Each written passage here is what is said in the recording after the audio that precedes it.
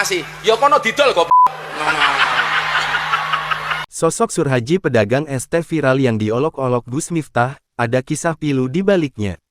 Surhaji pedagang es teh viral setelah jadi bahan olok-olokan Gus Miftah dalam sebuah acara dakwah di Magelang.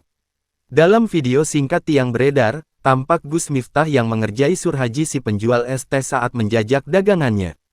Es tehmu ijek oke ora, es tehmu masih banyak enggak? Masih.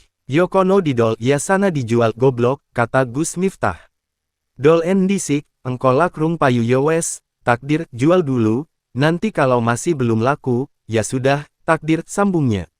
Adapun Surhaji kala itu hanya terdiam dan hanya membalas dengan memberikan senyuman. Imbas video tersebut, publik ramai mengecam sosok Gus Miftah. Tak hanya itu, publik ramai berempati dengan sosok Bapak Suharji si pedagang es teh. Di mana publik memberikan dukungan kepada Bapak